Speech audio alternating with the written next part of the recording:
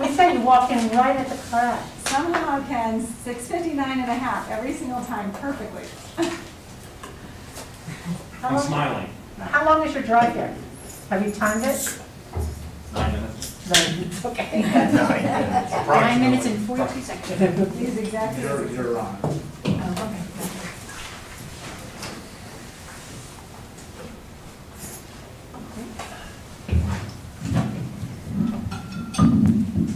Good evening. We will call this meeting to order. We ask that everyone stand for the pledge. I pledge allegiance to the flag of the United States of America and to the republic for which it stands, one nation, under God, indivisible, with liberty and justice for all.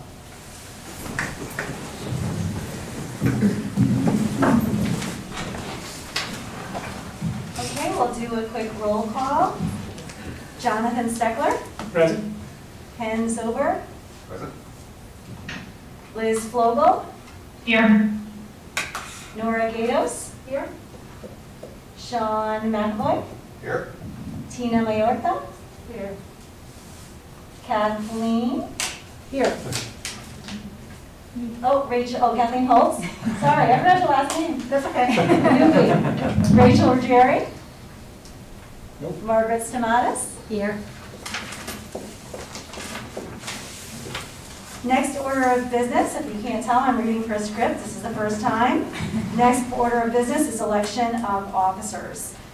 Board Policy 9120 states that the officer of the board will be elected by open vote at the second regular meeting in November. The election will be by majority vote. I'd like to open up the floor for nominations for the position of chair of the Board of Education. I have a nomination. I'd like to nominate Jonathan Steckler. As everyone knows, Jonathan was vice chair this past year. During that time, I experienced him as a collaborative, even-keeled, supportive, strategic, and smart partner in the role.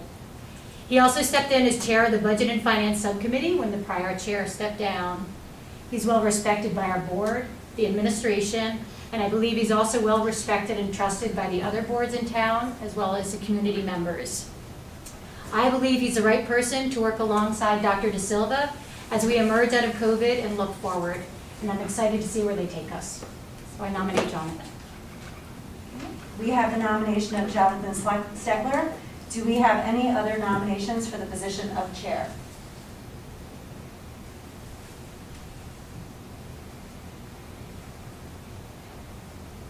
Having received the nomination, I'm closing the floor for nominations and moving to vote.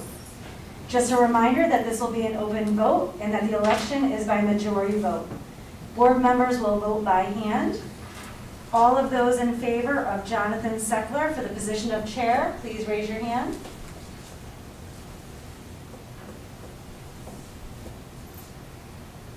Okay. All but Liz. Okay, by the majority vote, Jonathan Steckler is the chair of the Board of Education. Congratulations, Jonathan. Jonathan Steckler, come over to chair seat. And the chair will now lead the election of vice chair and secretary. That was fun while I had it. You want to feel like she was practicing. Oh, good. Okay, thank you. Do we need to clean?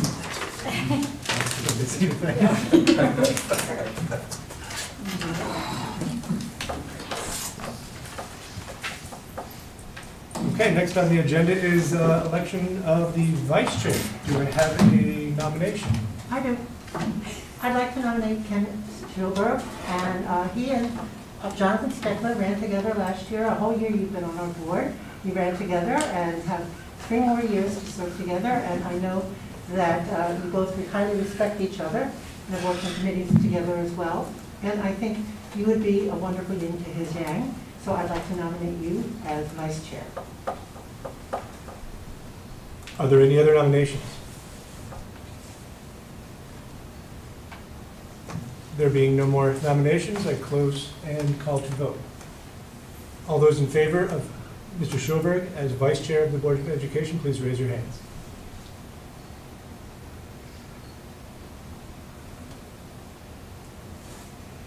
All but Liz. Yep. Great. Next on the agenda is the election of the secretary. Do I have a nomination? I'd like to nominate Rachel Ruggieri for the role of secretary. I think in the short time that she's been the interim secretary, I think she's done a wonderful job. She's been very responsive and caring towards the community, and I think that she'll continue in that role going forward. Great. Are there any other nominations? There being none, I call the vote. All those in favor of Rachel Ruggieri as secretary, please raise your hands. And that looks unanimous. Terrific. Does she know? She knows. All right. Or she knows she's been nominated, I should say. Okay, great. Moving right along, Chairman's report. It has been a whirlwind 3 minutes.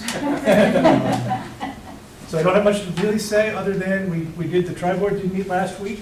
It was a productive meeting without any major surprises. The town boards are all working together to navigate through budgeting in the time of COVID.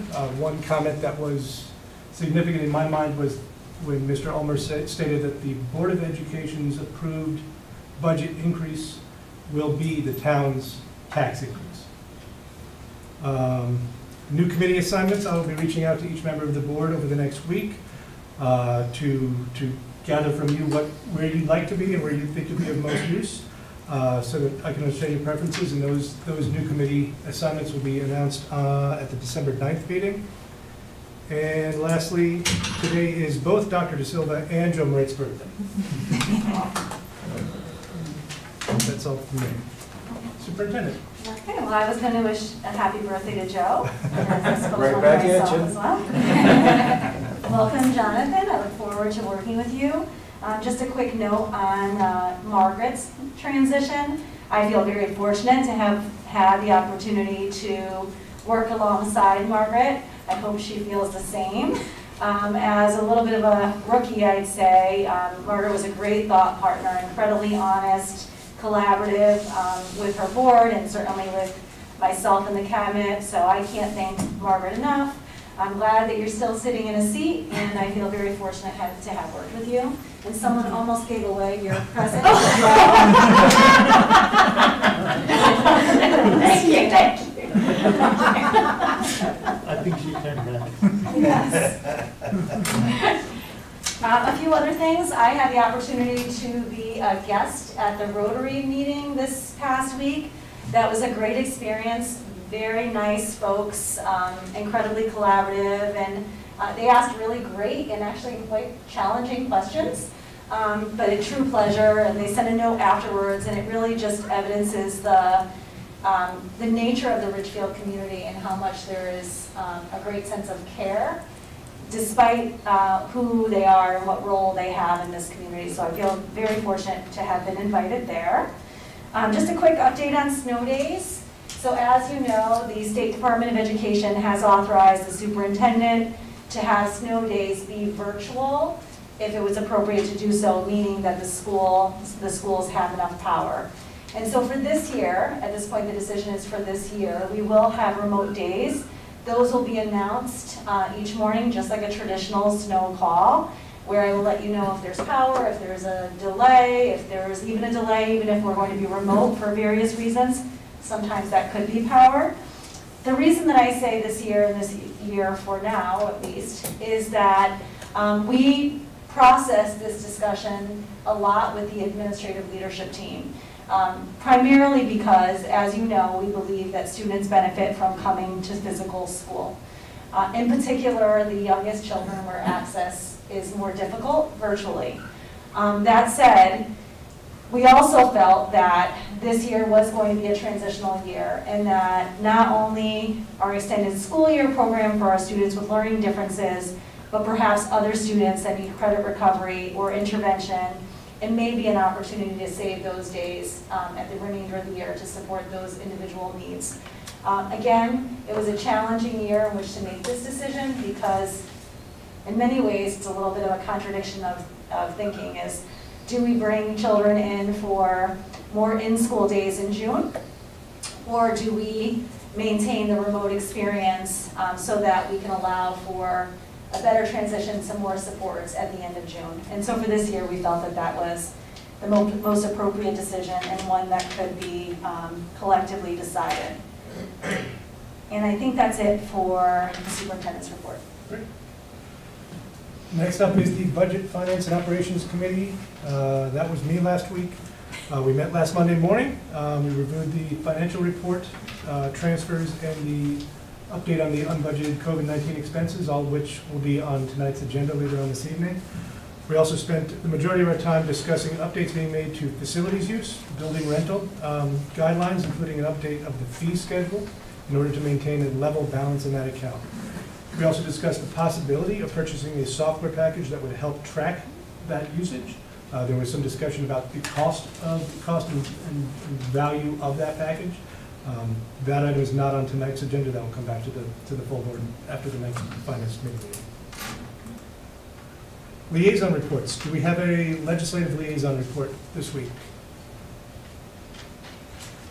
There was nothing this period, but there is a legislative breakfast on 12/4. The few, I think Margaret, myself, and Dr. De Silva are all attending. So there'll be an update after that. Great. PTA or Energy Task Force? Yes, there was no PTA meeting, but I went to my first Energy Task Force meeting. It's the first time I think we've had a Board of Education member on it, and it's comprised of various people in town. There is a member from the Board of Finance and a member from the Board of Selectmen, so they thought it would be important to have somebody from the Board of Education, although Joe Moritz is very, from what I hear, very, very integral in that committee as well. And there were other folks, and I don't want to miss various names because it was a Zoom call, so I didn't get everybody's name down. But the thing is, it's been going for some time, and some of the time they spent catching me up on what was happening. And they're an energy task force for two reasons. First and foremost, it's the right thing to do, but secondly, also to save money. So they talked about some of the things in process right now. They were talking about EV spaces, more EV spaces in the Governor Street parking lot. Maureen brought up the Maureen Kozlov, the idea of eventually getting an EV police vehicle, electric police vehicle. They talked a lot about the solar panels, the first set of solar panels in the schools, and they have RFPs going out to putting it on the other schools because, again, to save money. They're talking about LED lighting, which they've been talking to Joe about, and I did get into the ins and outs of that. And they're just planning ahead, looking at more insulated window panes, so looking at this building right now in terms of being more energy efficient with lighting. And eventually, they'd like to be speaking with members of the board and all of that as we move forward with our talking to first student and maybe, transferring as things go on to electric buses. Although they know we don't do the buses, it would be an important incentive, maybe in contracts future. So it was mainly a learning situation, but I said I'd come back and report to the board about some of the work that's being done. Joe, I don't know if you anything. No, you said it all. Thank you. Thank you very much. Approval of the 1026 minutes. Do we have a motion? With Ms. Ruggieri not here tonight, Mr. Stroberg, would you mind making the motion? Sure. I move that we accept the minutes for the October 26, 2020 regular board meeting. A second. Any discussion, any comments or changes to that?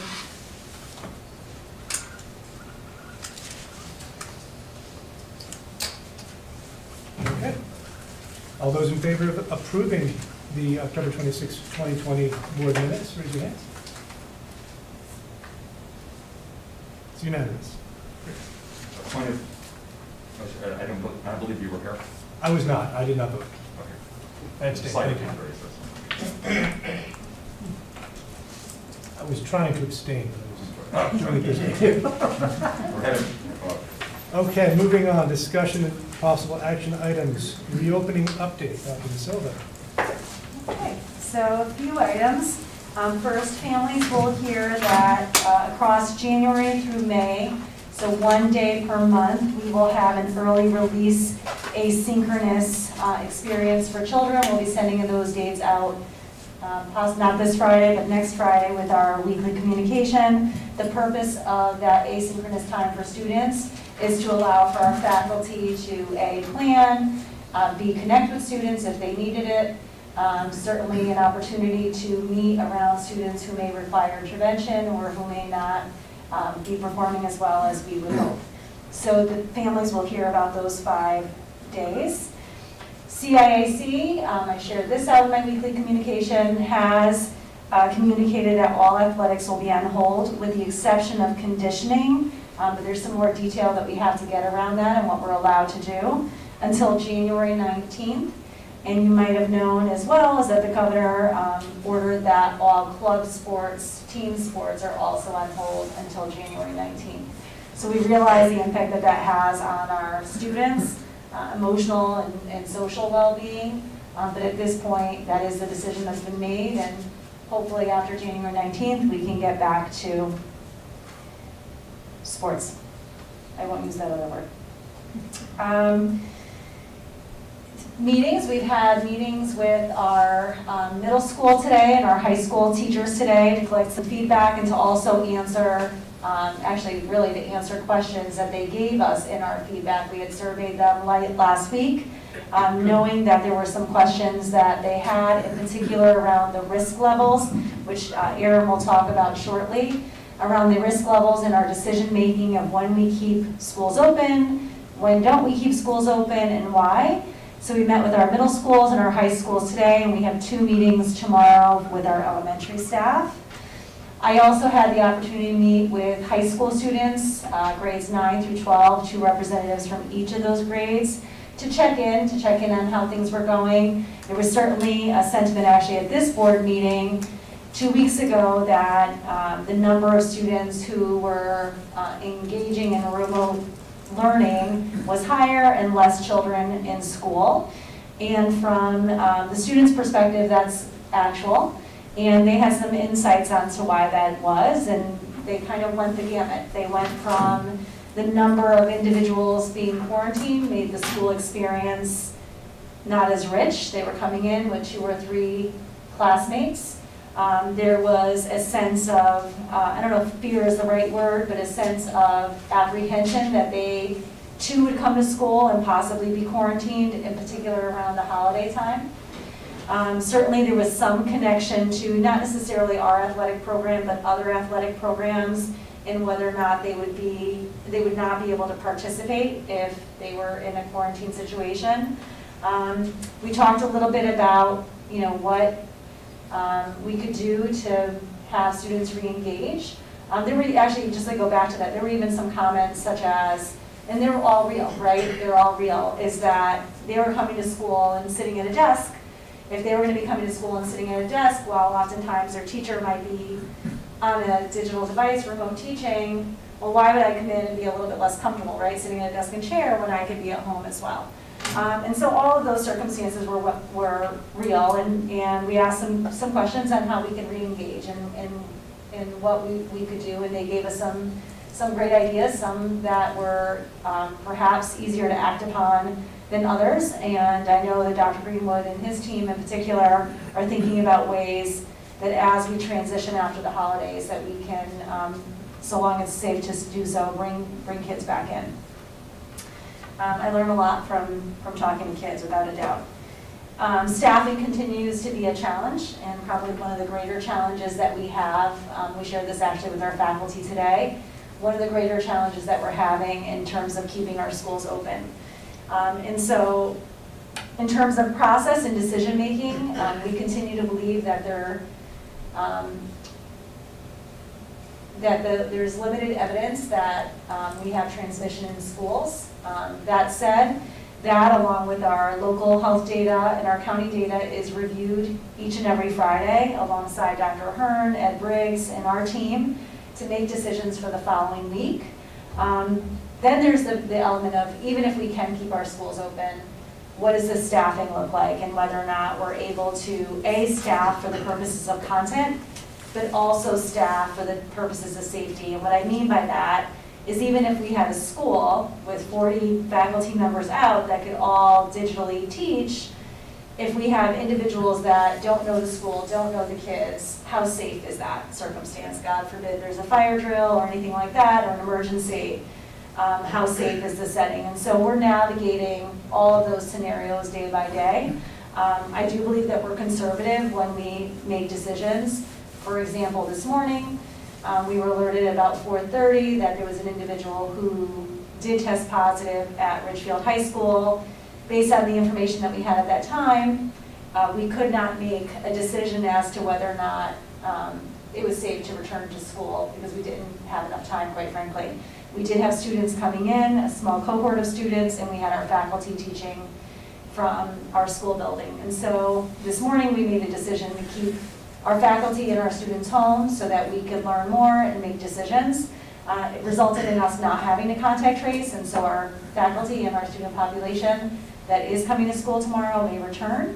But that said, it continues to be one of the biggest issues that is keeping us from maintaining our schools open. And I can say that from the districts within the Western Connecticut area and also our DERG A reference group, that is their challenge as well. So when you're hearing that schools are quote unquote going remote, it's most likely due to staffing rather than transmission happening in schools at this point. And so that is what we'll continue to look at as we approach the first week of December, and hopefully we'll be able to staff our schools, and hopefully our students will come to school, and we can carry on. I am now going to transition it over to Aaron Crook, who will talk a little bit about the risk models and how we've transitioned from that. And the reason we're bringing this up is because by far this was one of the biggest questions that our faculty had, K-12. And that the reason is because we started off our reopening plan, if you remember, with 3 models, a low, a moderate, and a high-risk model, all related to numbers. And that model has really worked itself out, and now we're transitioned into a new one. And so Aaron will speak a little bit about that and how we got there. Thank you so much, Dr. De Silva. So if you all remember, I'll wait for the microphone. Thanks, Joe. When we came back to school at the end of August, beginning of September, it was that same week that the Connecticut Department of Public Health and State Department of Education published what is referred to as Addendum number 4. And this was add-on guidance to the reopening. Addendum number 4 gave school districts very specific parameters for when we should move to full in-person, hybrid, and remote learning. Those parameters were based on a leading metric of new cases per 100,000 population per day on a 7-day rolling average per county. So there's a lot of pers in that. Basically what they wanted us to look at was Fairfield County. And what we were told at the time was we should look at the larger picture. We shouldn't look at our town, because if you live in a smaller town, let's say about 25,000 population, your numbers may be skewed. If you have a higher level of COVID in your community or a lower level, it's better to look at what's happening in the county. That all happened in the context of nobody has ever run a public school in a COVID-19 pandemic before. So we really didn't know what to expect in terms of what all of these mitigation efforts that we're putting into place. Are they actually going to work? Is the mask wearing, the plexiglass, the social distancing, the enhanced cleaning, everything that we're doing, how is that going to actually prevent the spread of the virus in school buildings? And back in September, everyone was hoping for the best, but nobody quite knew for sure. So what we have done now is across the entire state of Connecticut and in Ridgefield is we have done it. We have entered into a school year. We have done these mitigation efforts. We have kept kids in the building, and we have demonstrated, not just in Ridgefield, but also in the entire state of Connecticut, that transmission from person to person of COVID-19 in school buildings has been very rare. There have been isolated examples of it occurring in Fairfield County and across the state, where they have documented that a teacher gave COVID to a student a student gave it to a teacher. But by and large, they're finding that the transmission in school buildings is much lower than anyone ever expected it would be. So for that reason, addendum number 4 several weeks ago was modified, and you probably all remember that. They took away the firm columns, the 10 and the 25 numbers, and they turned it into kind of like a beautiful rainbow sort of thing where it transitions from one color to another, and they took it out of the hands of county transmission. You don't have to just look at the county, you can also take your town into account. That's relevant public health information. And the reason that the Department of Public Health gave us at that time was because transmission in schools was lower than they expected it to be, and that was holding true across the entire state of Connecticut. All the mitigation seemed to really be working.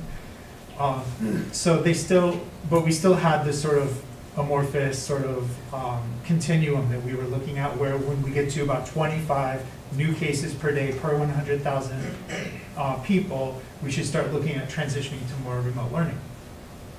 But then, as you all know, over the last 3 or 4 weeks, we've had just an explosion in these numbers in Fairfield County and in Ridgefield. And we've actually blown right through the level of 25, and Fairfield County is now almost double that, where we're at 50. And now what we're looking at and what we've been instructed to do by the Department of Health and by the governor is to try the best we can to keep our schools open. And we've discussed this with Town Health Department Director Ed Briggs, we've discussed it with Dr. Hearn and our working group, and we've also gathered some data within our school buildings to kind of look at whether or not this pattern is holding true in Ridgefield in addition to what's happening across Connecticut. So we've updated the COVID-19 data tracker page, where at the top we've written that we've had 36 known cases of COVID-19 so far that we are aware of. Some of those were in cohort C, so those don't all represent students that were in buildings. Ridgefield is taking a more conservative approach than some other towns. The state of Connecticut, Addendum 9, which is the contact tracing addendum, allows school districts to contact trace in 2 different ways. One is by actually looking at how close people were sitting and going into a classroom and saying, this person was 6 feet away for 15 minutes, that person has to quarantine because they were exposed to someone who was positive. But the addendum also allows for a more conservative approach where you put the entire classroom into quarantine. If there was a person in that room for 15 minutes who we demonstrate was positive and they were in their infectious period, which I can go into more detail about later. It's kind of nerdy stuff, but I like it. So then we will quarantine that entire classroom. So that's the approach we've been taking because we feel out of caution, out of a sense of duty to keep every one of our students and our staff as healthy as we can. We've actually quarantined a very large number of people compared to some other districts. Some districts are doing it like we are, and other districts are doing it more on just the 6 feet. At the end of the day, both approaches are gleaning about the same in terms of numbers of people that actually get infected in the schools. It's very low in both situations. The benefit of doing it the way we have is that we actually can turn that into some data points. So we have quarantined about 855 people because they've been in a classroom, on a bus, or at an athletics event with somebody who was tested positive for COVID and was in an infectious period, which is the 2 days before they developed symptoms, or if they were asymptomatic, the 2 days before they took the test. Of those 855, only 4 people have tested positive. So that's a pretty astounding number. We do not know for sure whether these 4 contracted the disease in school or at a school event. We do believe there's one case of a Ridgefield High School athlete who was exposed to a positive player on an opposing team who did end up testing positive. In that case, we're pretty sure that that was a transmission. And the 4 that I talked about before, we can't rule it out. So we've committed to being transparent with the community, to letting people know if we have to quarantine a classroom and somebody in that cohort ends up testing positive, we're going to share that information. It doesn't mean that we're definitively able to say that that was a transmission, but what we are saying is we can't rule it out. As the number of cases go up in the community, especially now and in the coming weeks and probably month or 2, there will likely be more incidentals like this because of just the coincidence of testing somebody who may be asymptomatic, who maybe had COVID and they didn't even know it, because there are a number of asymptomatic people now in the community. We took a look at the numbers of people. Our school nurses have just done an incredible job. All of those 855 represent a phone call home from a school nurse. So for those listening at home, if you've received a call and if you're one of those quarantined individuals, you know because you got a call from one of our nurses. They've been working mornings, evenings, weekends, Saturdays, Sundays, all the time just to make sure that this all happens, and I really, really appreciate the effort the nurses have put in. We have also done follow-up calls about 1 week after they've been placed into quarantine, and we've been able to determine that about 80% of them have been tested. So this number 4 that have been positive is a pretty solid number, knowing that about 80% of the people that we've quarantined have actually been tested for COVID. So we've been able to take these numbers and feel pretty good and determine pretty reasonably that we do not believe COVID is spreading widely in our buildings given the current mitigation strategies that we're using. So this is one of the most important metrics that we're now using when we've shifted away from the risk model where we were in these very firm columns of 10 and 25 going forward remote. Well, now Fairfield County is probably close to double that 25, but we believe that we're still able to safely stay in school because we don't see significant transmission occurring in our buildings. If I could just add minimal, because I don't think I could top that, but additional information that is important is that in those 4 cases we've tried to analyze, did a mitigation measure fall apart that we could link to that? We have not been able to determine that.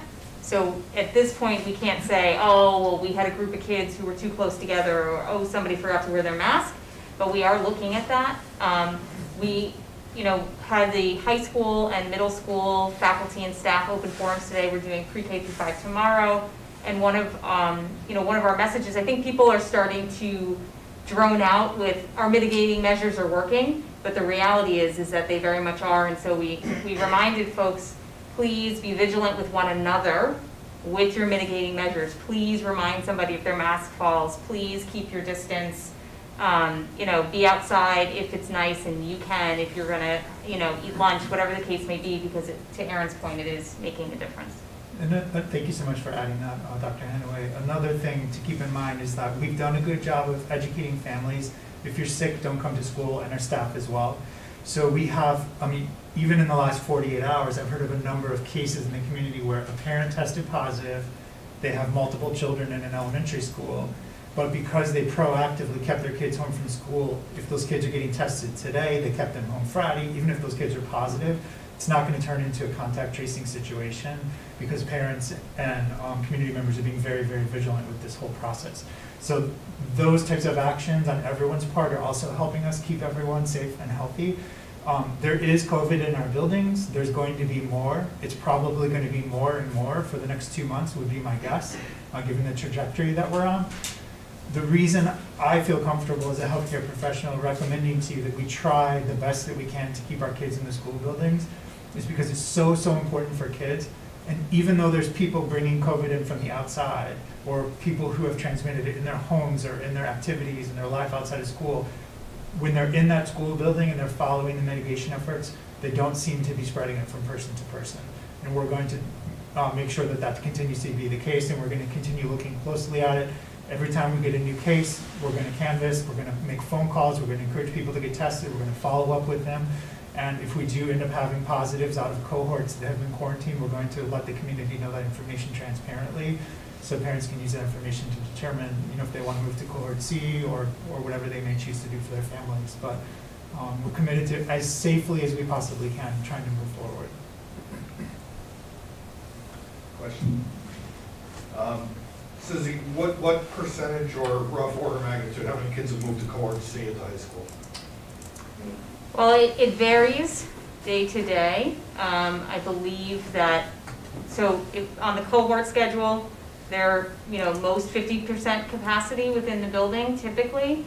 And on the lowest days, they've been somewhere in the high 20% within the building. So half of the individual cohort is within the building, which means an increase of kids to cohort C.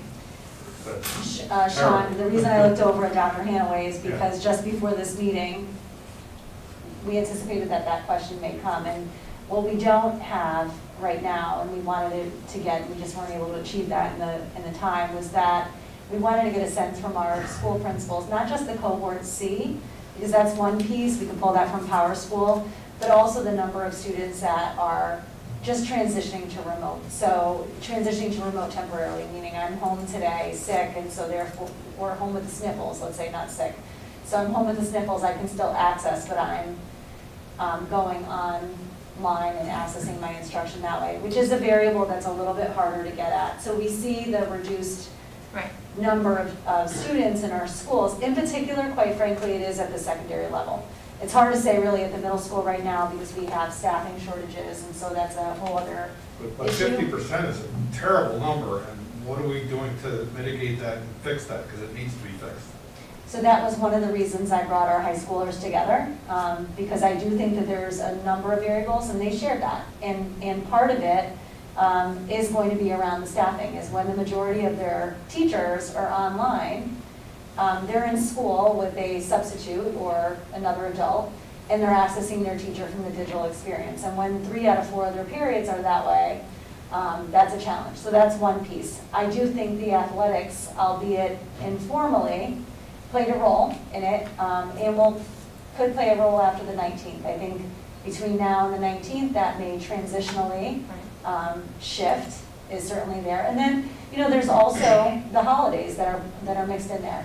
And that could be kids at the high school level, but it could also be parents, where they don't want their children to have to be 2 weeks isolated away from families during the holiday season. And so I think there's a number of variables, Sean, that are impacting this time of year, not to mention the number of cases in our community, which could add a level of fear.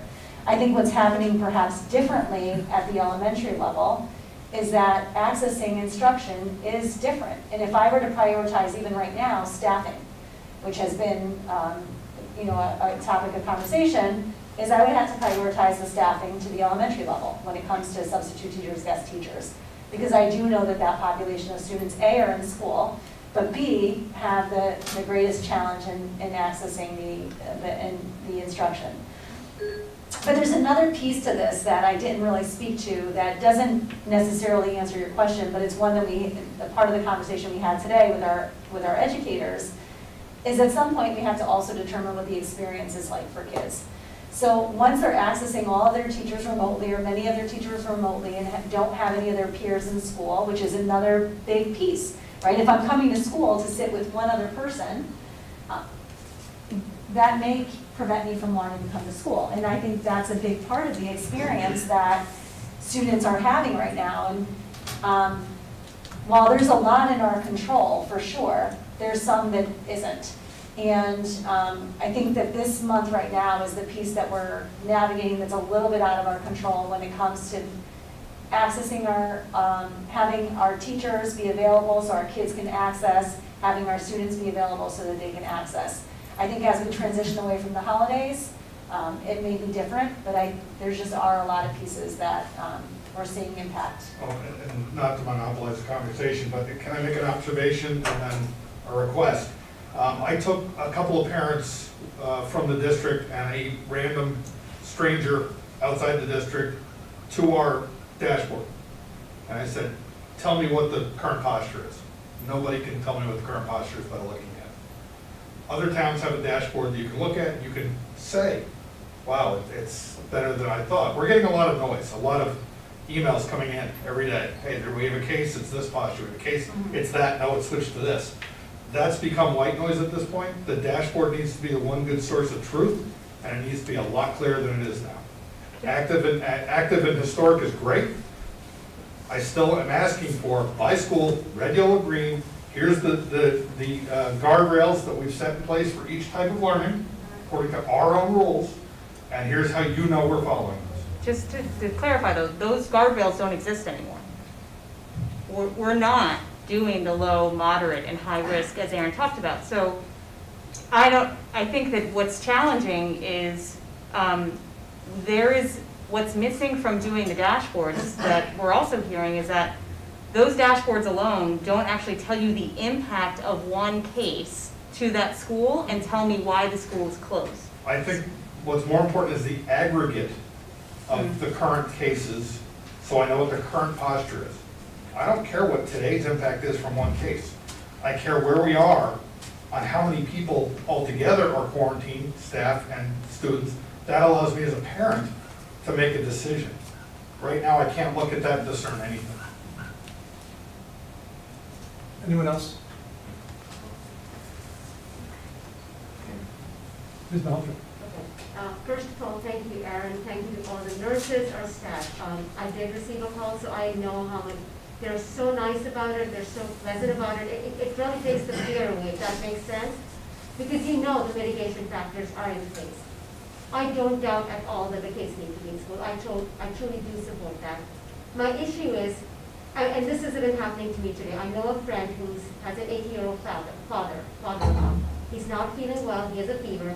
He could not get tested because there are no places to test. I mean, it's a problem, right? The test, whatever reason, because of the holidays, because of Thanksgiving, people are traveling. So the tests are almost impossible to find. Again, I truly believe that we're not spreading COVID in schools. I think everything is working. I think our kids are safe. But the fact remains is Thanksgiving is coming up. People are traveling. People will be together. The numbers will go up. So I get that the teachers will have to quarantine. Let's say we have one case and we have about 60 teachers quarantining our children. They won't be able to get tested. So are we thinking proactively for the week after Thanksgiving just to look at how that will look? Because if you can't get tested, they're still at home. How do we know if there's spread happening, not happening? Does that make sense? Mm-hmm. And my other part of the question is, there's so much happening. Teachers are always back and forth. And it's not only about the teachers coming to school, it's their families too. How do they mentally feel about it? I mean, I think you guys are doing a phenomenal job. I think the teachers are doing a phenomenal job. But I do, because as a parent, I know every time I get an email, it's stressful. Oh my God, am I going to get the call, right? Then if I do get the call, do I have to get them tested? So I understand that, but it's fine. It's a choice we make. It's the same choice we make when we send our children to play a sport. But the teachers have to come to school. So how do they feel mentally? It's just something I wanted to know. I mean, we talk to them. I just like a little update on that. So I think the anxiety and level of stress that our educators are feeling is real. And I'm not sure that I can take that away. I'm not in a position to do that. We can validate that that's accurate. And that's accurate not only for the anxiety that's coming with what's happening in our community and in our country, but also I think the back and forth with the transition around teaching. You know, you're in school one day, you're not the other. You're planning to pack, what do you have to pack in your bag? Do I bring my camera? Do I not bring my camera? All of that I have no doubt, and I know that it is because our teachers have expressed that, challenging. And that is the environment that we're in. And I don't know that there's a solution to fix that at this point without impacting the students' ability to attend school.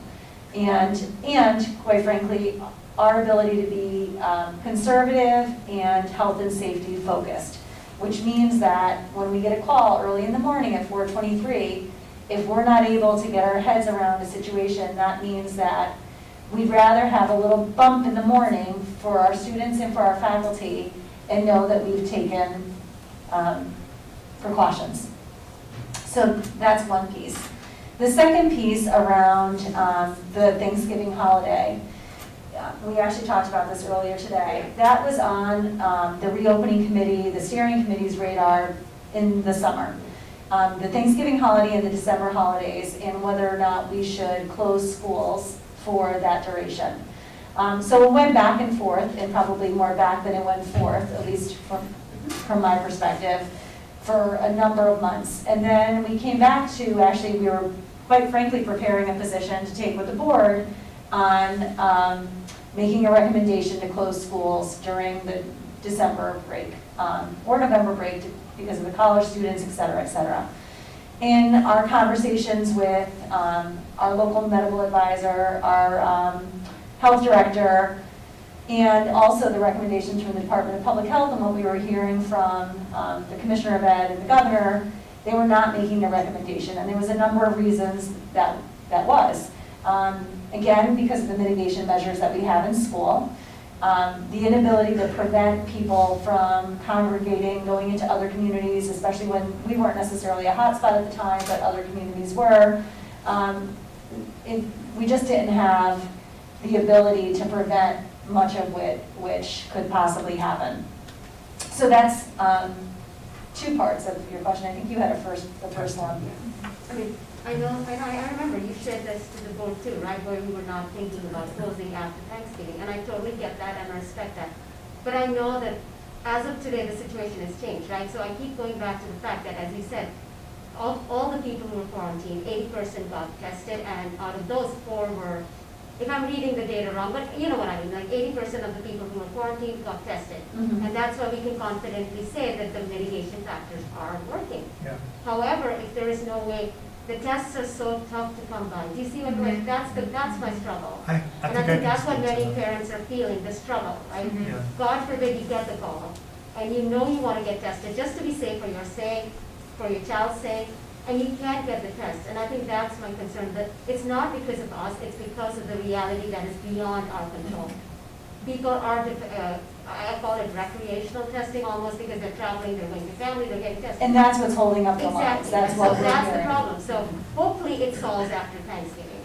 But it does not, right? Because even the test results are taking for longer and longer to come back. So you could be positive and you would not know for a week, and you could be really asymptomatic or just have a light symptom and pass it on. So there are a bunch of factors. Again, I don't think it's under our control, but it's just a question because parents are feeling that. So That's- I they don't can respond to understand. that. So we actually discussed weighing access to testing as one of our decision-making factors on our learning models. Because if we were in a situation where we were concerned about a potential outbreak happening, or let's say we had a large number of cases pop up in a short period of time, and we had to put a large group of people into quarantine, and those people were not able to be tested, that may be a factor, depending on the overall situation, that could weigh into whether or not we would do a temporary remote for a little while the testing situation caught up. We have been hearing anecdotally that testing is definitely backed up all around Fairfield County, from Norwalk up to Danbury and all over the place. So we are keeping a close eye on that. And access to testing is incredibly important to ensure the safety of what we're doing. So if we're in a situation where we need more tests than we're able to get in order to safely operate, then we'll take that into account in terms of our learning models. And at that point, we may say we need to go to remote because we can't guarantee. But that's definitely something that we have discussed and we will continue to think about. Okay. Yeah. I think it really helps that everybody's there. So thank you so much. And I also think something else that we talked about in one of these factors is, when does the delay get so much that people can't get their results prior to coming off their quarantine? Yeah. And that is, it's getting longer. Yes. We're on the Getting cusp of longer. that right now, And actually. the immediacy of getting tested isn't always the best idea. Exactly. The next day isn't always the most prudent time to get tested. So that's another piece that we're looking at, is, are the people who are coming back from quarantine, those who got tested, have their results as well? Last week on Twitter, Governor Lamont posted a short video of himself saying, let's try to keep the schools open week by week. And I think that's literally what we're doing, is week by week, looking at the overall situation. Can we safely keep our doors open this week? And we're going to try to continue doing that. Again, thank you for everything. I mean, I truly think you guys are doing an amazing job. And thank you to all the nurses and our staff and faculty. Thank you. Ms. Giddes? Just a quick question. I wonder if there's a discussion around grades at the high school, semester grades and midterms. Is that happening? Is there a discussion about modifying that? And Well, the kids brought that up, for sure. And so, I think the opportunity that we've given our faculty to come together to look at grading practices and what makes sense given the amount of time, I think that that's a real conversation that they're having. No decisions have been made yet, but the kids have certainly brought that up. I think they brought up a few other things with grading too. Ms. Fennis? I agree with the premise that having the kids in school is best for the kids, but I do wonder, is there a tipping point at which, and it might be different by level, is there a tipping point at which that premise is no longer true? And I mean, if we're keeping them in for academic reasons and for social and emotional, and you described some situations where I would argue potentially academically that's tough if there's one kid in a class and everybody else is remote. I would say socially it's tough if they're sitting by themselves eating in the cafeteria. So is there a tipping point? And if we figure that perhaps there is one, then that will allow us to pivot and maybe think differently about how to bring kids back. And I'm not saying that that's necessarily something for, you know, right after Thanksgiving or whatever, but perhaps there's some creative thinking that can be done for after the holidays of how to bring kids back in a way that does at least meet some of that social and emotional in a better way, as well as in the academic. So yes to both of those. We're starting to feel some of the tipping points each and every day. And so as Aaron shared, for us it has been week by week. It's always really been that way, but theoretically it's changed. It changed this morning because of just the circumstances. So I would say that we're reaching that tipping point at the secondary level without a doubt, middle school and high schools, where the experience is such that kids are saying, I don't want to go to school, I only have one classmate to sit with at lunch, and that classmate's now quarantined, so I have no one left. We've thought about many of the ideas that have come our way actually from this board. One of the ideas that Liz Flogel had mentioned early on was, is there a possibility to transition a group of students, whether that's freshmen or seniors? Is there the ability to look at different types of cohorts? I think all of those are viable options for us as we transition away from the holidays and have something prepared for the start of the school year.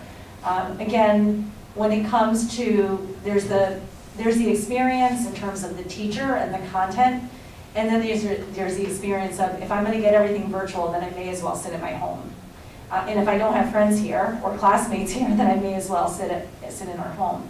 So on one side, we're saying we're conservative and doing as much as we can to be as proactive as possible with health and safety. And on the flip side, we've quarantined a lot of people as a result. And we feel good about that as a collective team because we look at our numbers and look at the number of positive cases and feel a sense of security in that decision-making process, that we are doing what's as safe as possible to do. But on the flip side, that means that people aren't in school. My hope is that after we get through the holidays, certainly after Thanksgiving, but after the December holidays, that we can return and our kids are ready to return because that social experience is the academic, but it's also the social experience. So that's certainly something that we're keeping in mind, and I know the high school in particular is looking at what models they can put into place to bring groups of students back, cohorts of students back, so that we can build that capacity. If I could just as well, like to put a bow on it, it's so, to Sean's questions earlier, it's so early, right? Like right now, at the beginning of this spike, well, maybe 2 weeks into this spike, holiday 1, holiday 2, it's almost like to make an immediate move right now might be preemptive because we really don't know how parents are going to feel in a month, you know, in terms of having their kids come to school with all the factors that Susie mentioned earlier. But I also want to add that while yes, there are kids who are saying, why am I here with 3 kids and everybody else, there are kids who are saying, thank God I'm coming to school. So I don't want to just focus on those kids who are upset because they're, and I understand why, there are kids who are benefiting from continuing to be able to come to school. I would agree with that, and there were, you know, students on that Zoom call that said, you know, getting up, taking a shower, getting changed, getting in my car, brings me structure and routine in a sense of normal, and I don't know how long that's going to be for, so I'm going to take advantage of it. On the flip side, I don't think she wants to sit alone, but that sense of structure and routine is an important part of your day-to-day practices. And so there are many students that continue to want to be in school and are hopeful that we can bring in more of their peers. And I've heard, just to clarify, these K-5 kids who are the most fragile, I think, in terms of the learning experience remotely, are coming to school, and you're able to fill the substituting positions with qualified people. So it's working as best as one could expect. Sure, for sure. So our kids are coming to school unless they're in a cohort that has to be quarantined. And unfortunately, that has happened too. And I would say most recently, that was the greatest challenge with staffing was at Scotland Elementary, where we did have to transition, at least for a short period of time, to a remote experience because it became more challenging. But the principals are great about collaborating around guest teachers, and when they have an extra guest teacher to send them to the school in which the greater need is. But the elementary kids, we're not seeing the same issues that we're seeing obviously at the secondary level, and I think there's a big part of that is, parents know that it's harder for the students to access their learning at home, and kids are enjoying the experience, and there isn't the same amount of students that are being quarantined. So they still have a very rich experience. And remember, they're full. All kids are in. So they don't even have the hybrid split to navigate, because there's less kids in this group than the other. Yeah, I mean, we'd have to change our quarantine rules. And that feels, to our conversations, to the group's conversations, it just doesn't feel prudent right now. We changed our quarantine rules, a lot of the student experience and access would change, and we haven't been at a point where we thought that was a smart thing to do. Any other comments or questions? I would just like to say thank you so much, though, for keeping our kids in school as you have, because I've seen the drain on resources, to be quite honest, in terms of the time of all the people sitting around the table here, the time that you had on the weekends, early in the mornings, late at night, and stuff like that. And you have jobs in addition to all of this COVID and contact tracing and stuff. So I just want to say thank you, because the easier thing for you to do from a resource standpoint would be to go fully remote, and you've chosen not to do that. You've chosen to do what you believe is best for our students. So just want to say thank you, because it doesn't go unnoticed. Thank you is probably from each of us. Okay, moving on. Approval of BES Gift. Do I have a motion?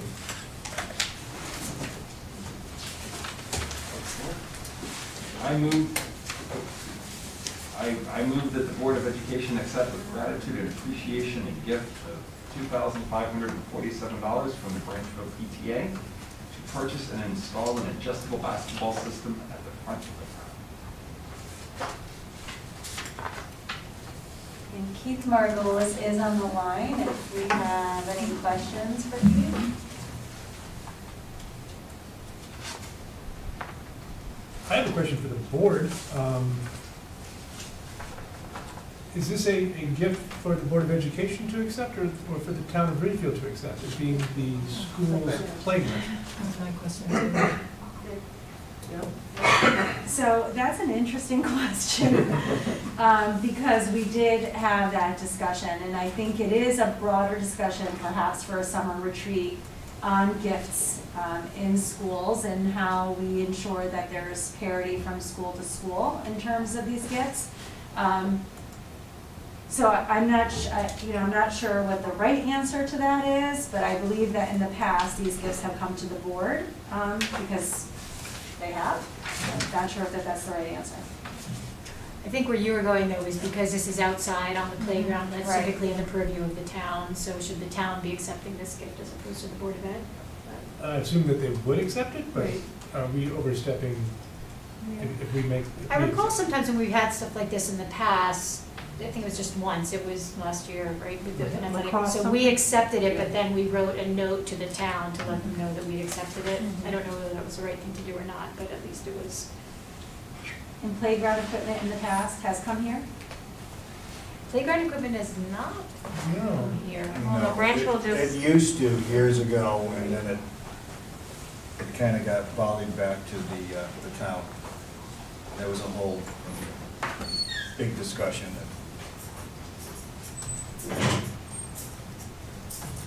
I guess, yeah, because, eventually this could get damaged or need repair, and then who would be responsible?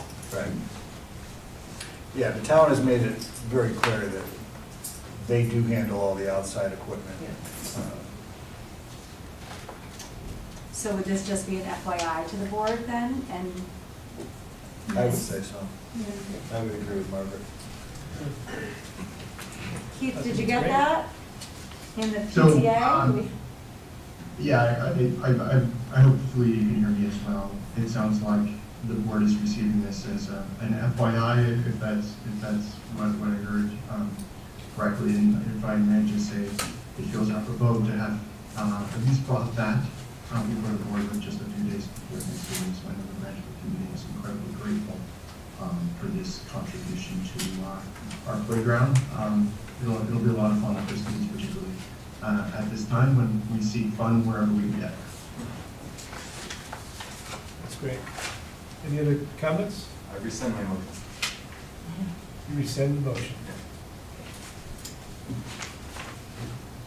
I would just like to say thank you to the PTA. Absolutely. Yeah. I know we all meant that, but I would put it out Yeah. verbally. It benefits No, it's a great gift. I think I got that sticker. Very generous. They did, and we had the same conversation then, that outside equipment should be accepted by the town. This becomes their responsibility. So I will let the town, the Board of Selectmen know that this is coming their way, and I'm sure that this will be accepted with open arms. Moving on. Approval of a BES grant. Do I have a motion? I mean it this time. I move that the Board of Education accept with gratitude and appreciation a grant and product donation awarded to third grade teacher Lori Belagamba, who was chosen as a recipient of the 2020 BIC Crystal Pin Award. I second. Great. Mr. Margolis, you want to talk to us about this one? Yeah, I'd appreciate it. Thank you very much. And I believe Mrs. Belagamba was able to join us. She was running out of parent-teacher conferences this evening. And likewise, just what a great moment right before Thanksgiving to be able to express our appreciation, not just that, a Branchville teacher had this incredible opportunity, but thank you to Mrs. Belagamba.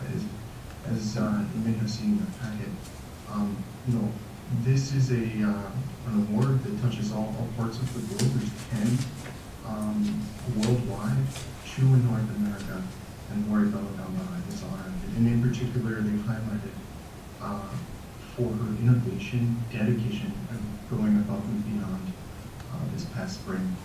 Mrs. Belagamba is incredibly humble, and one of her first comments to me was, this really speaks for all teachers that she knows at Branchville, and I would agree with her, and I would also say that Mrs. Belagamba goes above and beyond. So we're really just, and I can't speak for Mrs. Belagamba, she's here, but I am so thrilled for her.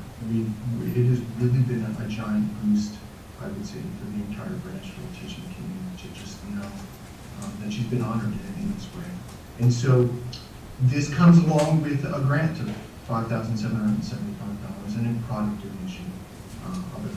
And that's the spirit not just continue to both celebrate learning, but also to put this before the board.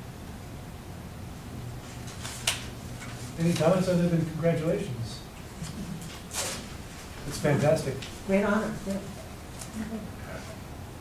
Yeah, well done. Awesome. Nicole. Shall we take a vote? All those in favor of accepting this grant? And we are unanimous. Congratulations, outstanding.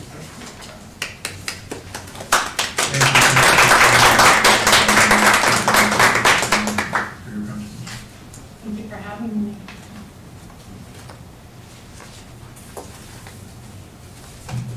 Okay.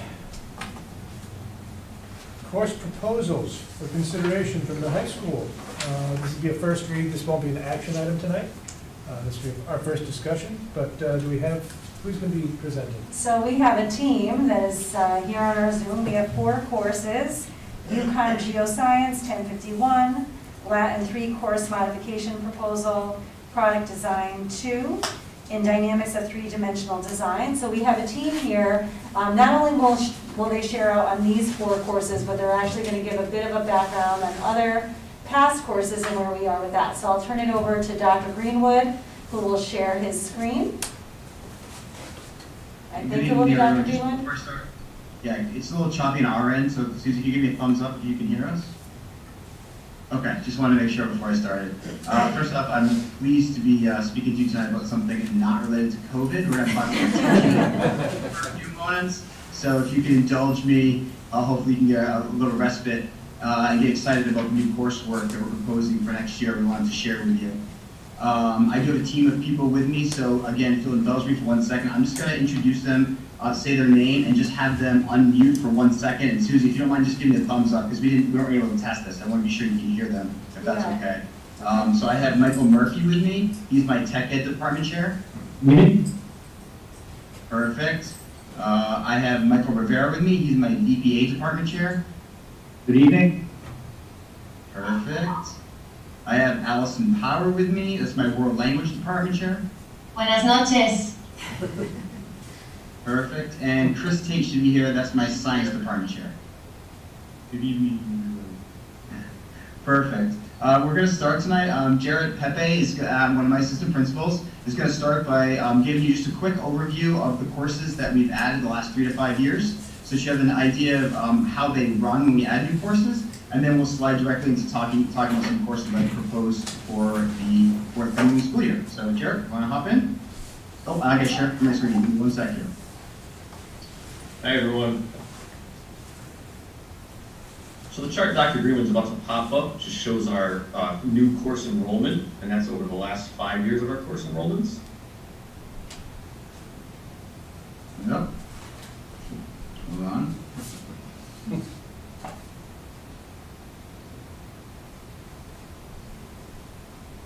There you go. All right, so if you notice on this chart, this is for the last 5 school years. In 2018-19, we did not have any new courses before the board. So this gives a snapshot of those last 4 years, exclusive of the 18-19 school year. And you look across the data, we're proud to have 10 departments in total represented with new courses that have been proposed over these years. And if you look all the way to the right, even on the 2021 column, that's our current school year, we have over 600 student enrollments reflected in current enrollment in these courses. And we really strive to honor student requests, and that's how our scheduling and staffing is driven. And we're proud to say that we met over 99% of students' first requests, including a lot of these new courses. And yeah, if you want to go to the next slide, Dr. Brewer, unless anyone has questions in this information. So we're really proud to offer our students, such a variety in all of their course options. Out of those new 17 new courses, 11 of them are running due to our student enrollment. And we're proud of that. We really encourage our students to find a passion and pursue it. So we have all these new courses in a variety of different needs, subject areas. We're really happy when our students can say, they got to follow something that is suited to their passion. We're looking at the really students' needs in terms of all our research shows that academic success, when students' needs are met and their courses are of interest, they really do perform better in the classroom. Over the next coming weeks, we're going to really work with department heads to narrow down our course requests, look at our course catalog. We're hoping that in January we get to push out to parents and students our new course catalog that shows everyone, the over 200 courses we get to offer to our students. And we're also looking at, in these new courses and some of the courses Dr. Brewer is going to propose with his team here, that cover our STEM credits. We increased the state increased our STEM credits to 9. So our students have to, get 9 STEM credits in their 4 years there. And that's really a difficult thing for some students to kind of find their niche in the math and sciences. So a lot of our new courses in the past, and some you're going to hear about in a second from our amazing team for 2021, cover some of those STEM areas. So, Dr. Greenwood? Thanks, Sharon. Yeah, I don't think it can be overstated that we've always had commitment at Richfield to fill our courses based on students' passions, and we work really hard to do that. We don't put caps on our courses. We let the students sign up, and then we do our best to fill all of our courses. And I don't think it can be understated the fact that Jarrett filled 99% of the first choice of our students last year. And that's something that you just don't see in every school. So I'm really proud of that, and hopefully these new courses also excite our kids and help us along that process. So I'll just give you a quick overview. So 4 courses, starting in the top left. The World Language Department, we're going to be proposing a dual enrollment. We currently have a Latin 3 course, and Allison's going to talk a little bit about adding an ECE UCONN option to that course. That'll be a full year course. It won't cost us any additional FTEs. It's about $90 a year to keep the teacher certified in that course. Moving to the right, in science, adding a geoscience course, also an ECE UCONN course. Again, we won't need to add a teacher for that. $5,000 to start the course, and it'll cost about $3,500 recurring for field trips and other materials for the course. The biggest impact you'll see with this course is that we'll be removing our elective 9 through 12 semester course to add this full year course.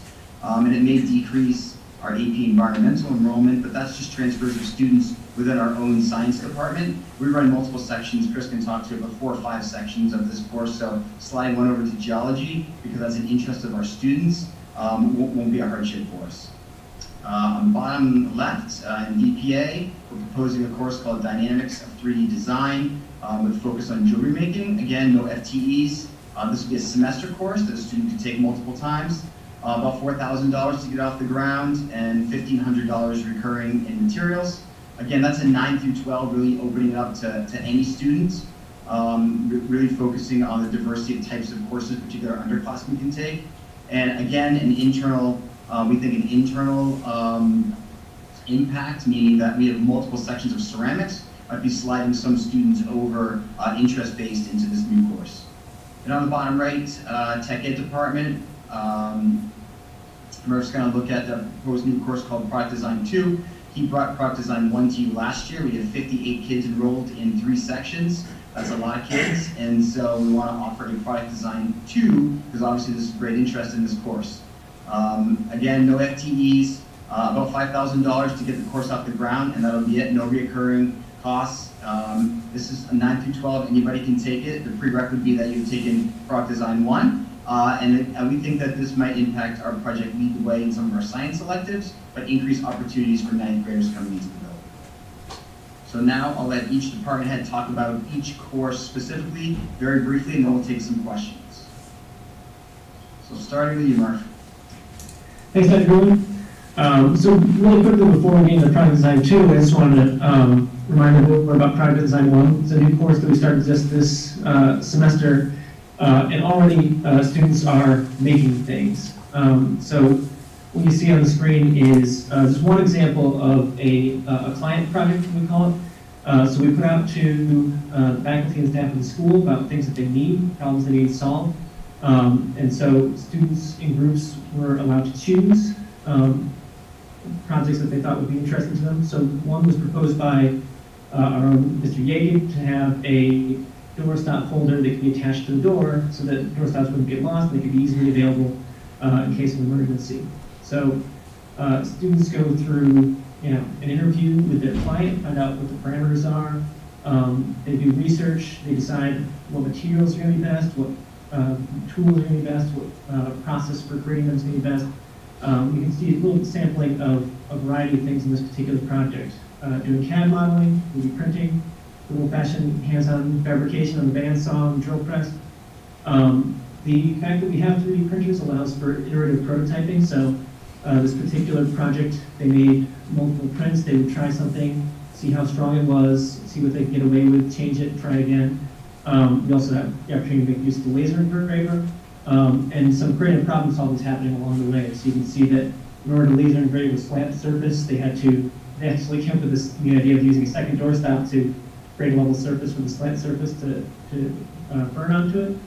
And there's certain hands-on things that you just have to feel out. So they wanted to be able to bolt this onto the door. We realized, hey, if I want to put a screw into a piece of material, there's got to be a hole for the tool to get through to the point where it's going to mount to the door. So practical things like that that are you can do in CAD, but when you are able to hold it in real life, you get an idea of how it can work out as a real deliverable product. And of course, we're happy to be able to provide support to the staff and hopefully to the wider community as we expand the program.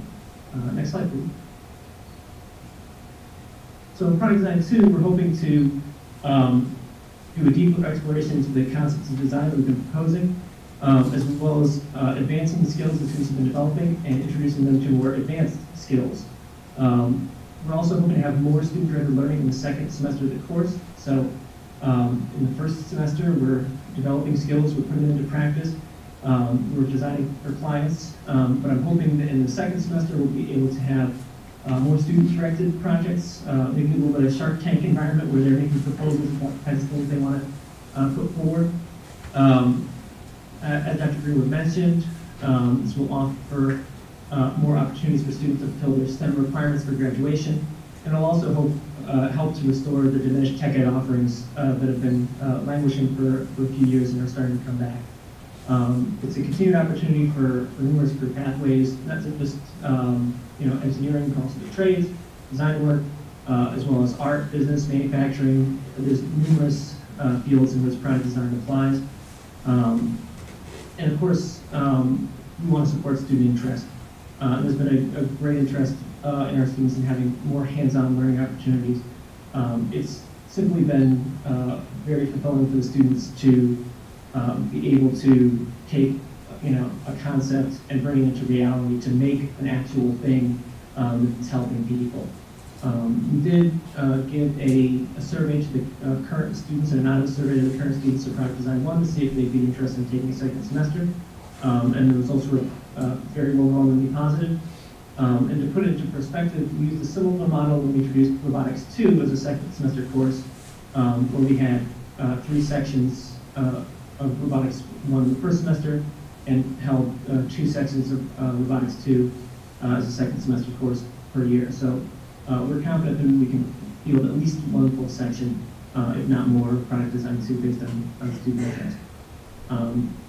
What you see on the screen sort of snuck in there are a few pictures of some of our other projects. It's been a pet peeve of mine that as long as I've worked at the high school, the library has sadly been missing the letter L from the word library on the sign. So the students came up with a whole new nice sign for the Library Learning Commons, created a logo for it.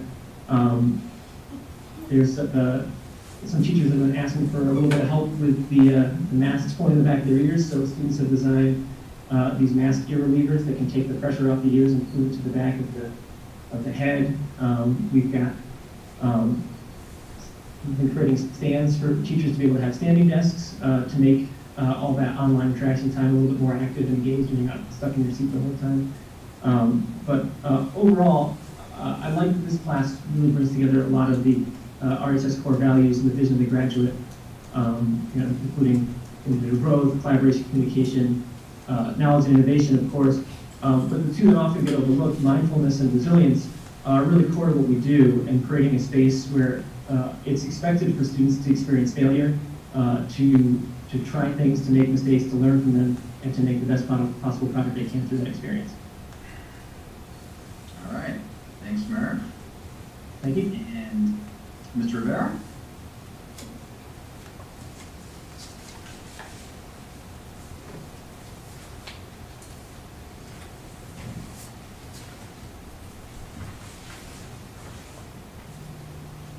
Did I lose Mike up there? Dr. Greenwood, we can't hear Mr. Rivera.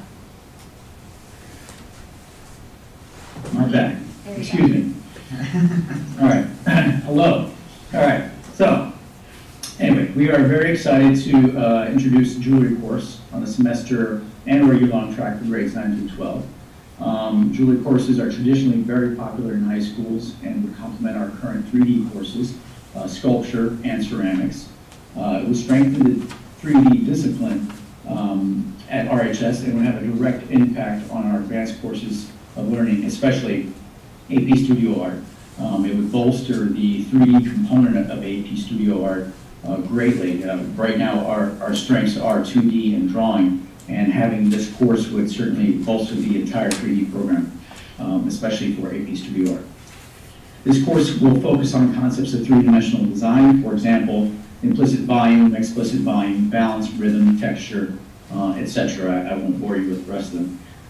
As it relates to jewelry and small-scale sculpture. It will also focus on technical skills that are needed in order to actually make jewelry and small metalsmithing sculptures, vocabulary, and introduce students to various materials in which they may pursue advanced level work as well. Jewelry courses are traditionally part of many collegiate art programs in the country and are taught on some level in many secondary schools. I believe in our DERG, I actually know in our DERG that most of our schools have a jewelry program, and all of our schools have a 3D program in various degrees. So in the second slide, if you don't mind. And just keep an eye on some of these student works that you'll see here. I pulled these images from schools in our jury and also from across the country as well, high school level student work. As you see on the bottom right here on the slide, you'll see a very ornate spoon that has been soldered together and made into a nice ring. And then you'll see some like a copper brass material stamped and put together by fastening and creating some type of earring. Okay? So the skills encompassed in jewelry relate and complement skills in various careers, such as ergonomic design, industrial design, 3D animation, engineering, etc. Jewelry is an active, hands-on course that will challenge students' ability to solve spatial relationships, concepts of wearable use value, and conceptual artistic form, and serve as an entry point into the fine arts for those intimidated by drawing, illustration, and digital arts. Additionally, this course will also prepare the art track students for the advanced placement studio art, as we discussed before. Additionally, students will develop skills in creating jewelry through wire, sheet metal, copper, brass, and silver. Processes of cutting, forming, joining, polishing, and stone inlay are explored to produce articles of adornment. More advanced processes in metalsmithing and manipulation are explored with concepts of interplay between fine art and function. Design and craftsmanship are emphasized as key skills to attain success in discipline. There has been a high level of interest in the 6 years that I've been here. There's also, with Jane Grassi, who is our ceramics teacher, every year she's been asking me to really consider introducing a jewelry course because she has had a high level of interest from students and parents alike. If you think about it, since the beginning of humankind, we have adorned ourselves with symbolic statements of experience and culture, statements that often speak to our very character. So, as we move forward, I think we're going to move forward to the last slide, if you don't mind. Okay. So, teaching intro to jewelry and metalsmithing course. So, some of the things we'll be discussing, well, the supply curriculum, scope, and sequence and syllabus are available already, and we'll need some time to adjust the curriculum to our needs, but a lot of this is already supplied with our 3D scope and sequence and the types of concepts that we try to hit upon in ceramics and sculpture. These same concepts run right through the jewelry and metalsmithing course. Some initial training of 1 to 2 teachers would be involved, ideally myself and Mrs. Grassi. Ideal location for the course would be the wood shop, which already has machines, space, tools, wood shop, metal shop, workbenches, foundry, etc. You can't really do a course like this in a regular general education classroom. It kind of needs a space that can allow students to work and not bump into each other with things that could actually be detrimental if they were bumped, like a small saw and whatnot. Individual, small group, and large group activities, projects will be explored and utilized. Teacher introduction of major artistic concepts to student-centered projects and discourse, and exploration of major concepts related to jewelry design through visual and literary sources, concepts regarding function and wearable objects, and fine art. And that is it, folks. Thanks, Mike. Thank you. All right, Allison, you're up with our Latin 3. Thank you. In the World Language Department, we see CAMS 1103 as a really incredible opportunity for our students. In the World Language Program, we believe in fostering students who appreciate language and culture and diversity. And by studying ancient Greek and Roman history, they'll do just that. They'll have the opportunity to study about the past, the world around them, and in doing that, be able to reflect and gain a better perspective and understanding of themselves. Next slide, please. Over 7 modules, students will engage in reading, writing, and discussion activities, as well as hands-on projects and different challenges as they explore Greek and Roman literature.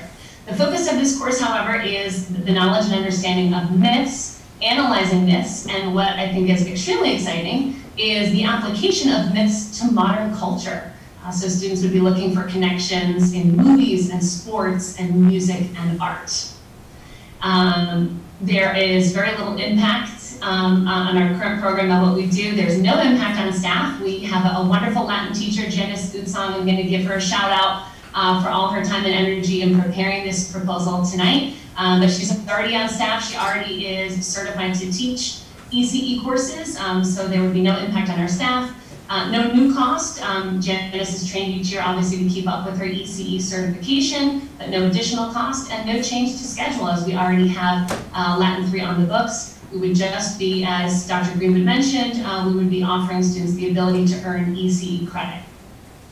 So how did we get here? As you can see there, Latin 1 grew this year from 1 to 2 sections. And as we dug a little deeper, we recognized that 62% of them, a majority of them, are starting after their freshman year. And they wouldn't have the ability to take that college level credit in the level 4 ECE. And so this is why we would like the opportunity to provide them with that experience in level 3. You can see here 15 out of the 16 current Latin 3 students said that they would be interested and would opt for that credit. We actually hunted down several students that left our program looking for college credit elsewhere, and 3 out of 4 of them, 75%, who didn't end up continuing on to 3, they took a different course in a different program. They said that if we had offered that, they would have stayed with Latin and they would have stayed in the world language program in order to get that credit. And just another anecdote here, 14 out of 16 students currently in Latin 3 said that not only would they want to take the 3 ECE, but they would also stay and continue on to that 4. So we recognize that students want a rigorous world language sequence on their transcript. We recognize that they also want that early college credit as well. And so we believe that with not a large change to staffing or schedule and no cost other than the reoccurring one that we already have, that the adoption of ECE to Latin 3 would allow students to stay in Latin longer, to create a more rigorous world language program of study while also getting that credit. Great. Thanks, Allison. And last is Chris with our Geology ECE. Hello, everybody. We're very excited about this UCONN Geoscience course. Mr. J.R. Kandasa and myself got certified by UCONN in the spring. Those will have no staffing impacts. This is a course that can help us build more college and career readiness. One reason why we need a geoscience course is in our transitioning to the NGSS standards, we lost our earth science course, which is open for freshmen. So currently we offer bio for 10th grade, chemistry for 9th grade, 10th grade, bio for 9th grade, chemistry for 10th grade, and physics for 11th grade. So this geoscience course will fill a gap in our offerings. Because there's still 19 performance expectations that are part of the NGSS standards. This course is designed to focus on renewable energies, natural resource management, and will help broaden our college and our early college experience, or ECE offerings at the school. Next slide, please. So the course overview, this is a dynamic course that will explore the origins of the Earth. This course emphasizes how rock, air, water, and living organisms interact at spatial and temporal scales. Geoscience explores how these interactions produce a myriad of phenomena we observe on planet Earth today, and those can infer from eons in the past. This course provides a scientific context for students to better understand and explain human-induced environmental issues such as climate change, natural resource management, land use, and conservation.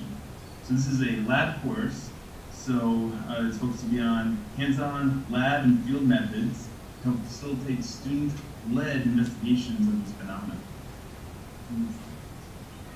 So the goal is, and we're excited about this course, to build students' capacity for discussing biological evolution and shaping Earth's environments, describing how our physical environments have shaped human health and our prosperity throughout our history, and build thinking skills, critical thinking skills in our students to better solve certain environmental issues that we are currently facing and we're going to face in the future.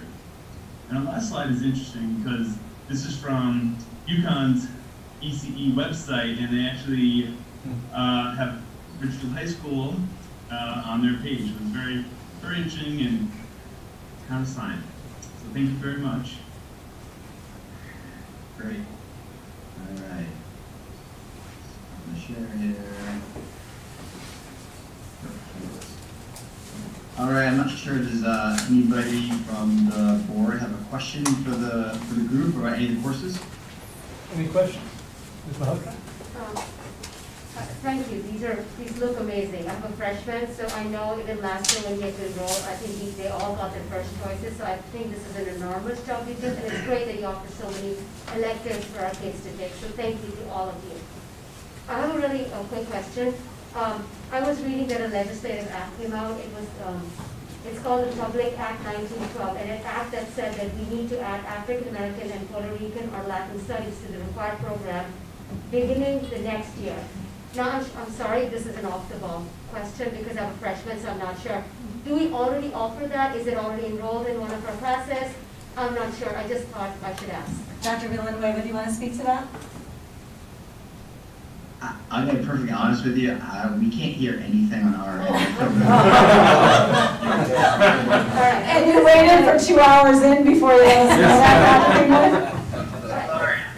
I don't know if you want to write that. I'll answer them tomorrow. I could give a call. It's really choppy tonight on the Zoom, and that's why I wasn't sure if you heard us. Okay. Do you want to? Yeah. Do you want me to repeat that, or I could call? Can you hear us at all? I actually can hear you, Susie. Okay. The further you get away, the harder it is for us to hear. You want to bring the mic closer? Move closer to your mic. Okay. Can you hear me now? Oh. No. Is it still muffled? Maybe. Is it still really muffled? Yeah. Yes. Let me see if I can try. So Dr. Villanueva, Dr. Greenwood, the question is around state legislation around African American and Puerto Rican studies, when that course would be offered. Yep, that course should be ready for next year. That's something we actually talked about going into this year. Dr. Villanueva and Mr. Martin, our Social Studies Department Chair, and Ms. Fostoli, our Social Studies Administrator, all have a plan for it. The course is ready to go. It doesn't have to be on the books until next year. So based on the situation we were in, we're going to try and move these courses forward this year. That will be on the books for next year. We'll be coming to you this time next year with that course. Thank you. Sure. Sorry about that. I wish I could hear better. Any other questions from the board? I only have a comment. I want to thank you. These are amazingly innovative courses, and I think they will, they reach out to a wide spectrum of interests in children, and looking at new kinds of thinking and new ways of integrating learning and moving children forward to think for the future. So I feel that they're great. And I don't even have a child in the school, but I'd come back and take them. So. Ms. Kudos, did you have a question? It was more of a comment, but I think with the trickiness of hearing up, I can write it. Anyone else? As with last year, I think that the presentation of new course offerings is one of the most exciting evenings on the Board of Ed for me. These look fantastic, and I look forward to discussing them further at an upcoming board meeting. Thank you. Perfect. I really appreciate it, but I know you're super busy with everything else that's going on. So thank you for listening to us, indulging us, and we look forward to reporting back after course registration. Thank you. Thank you. Thanks, Dr. Greenwood. 5-year capital improvement plan. Good evening. Joe, do you want to bring the mic closer? I'm just thinking about how the public may or may not be hearing us. How closer? How's that? The cafeteria, please.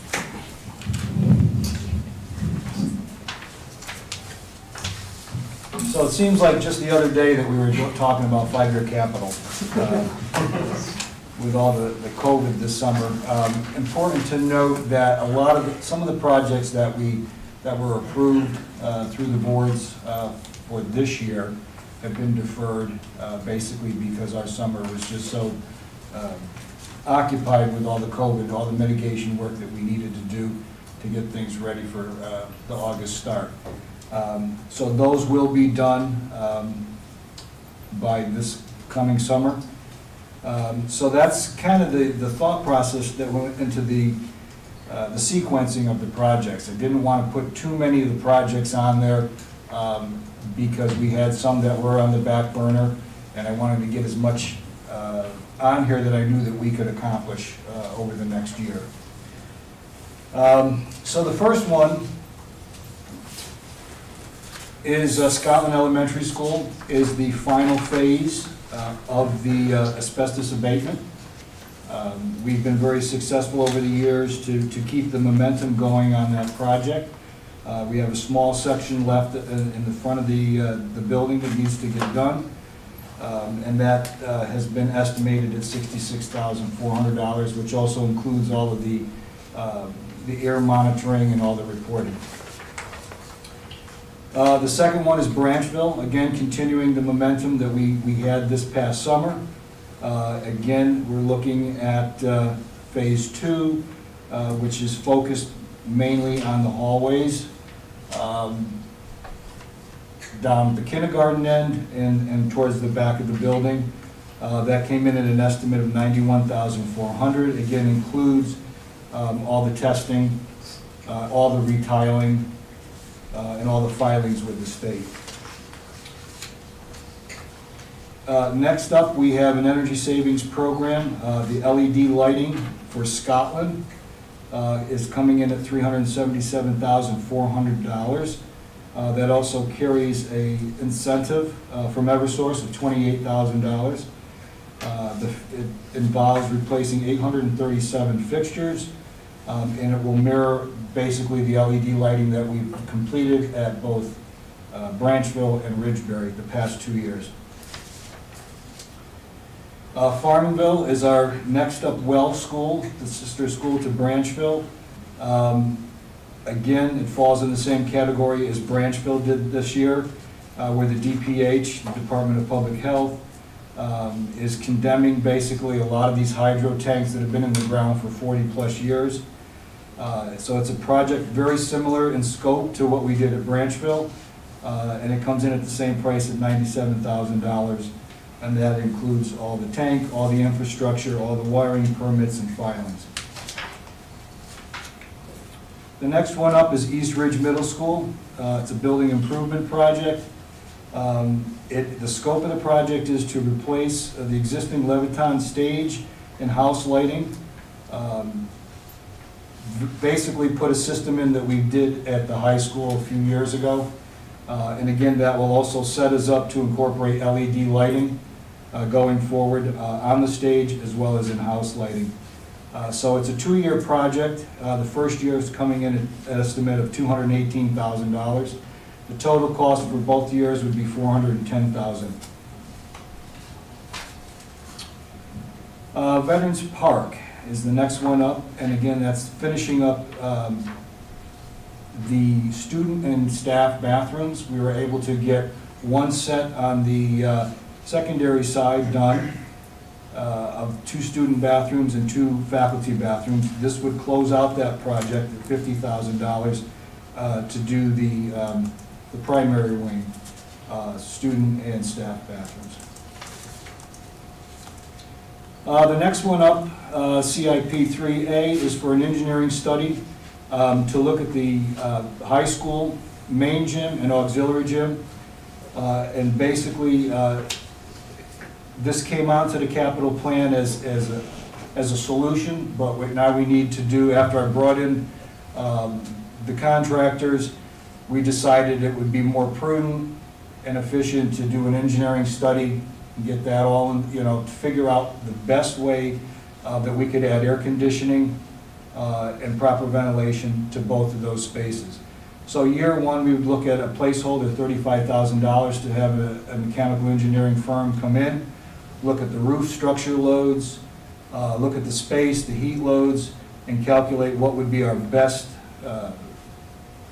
mechanical piece of equipment to put up there. And then in year two, we would do the execution of that, whatever the recommendation would be.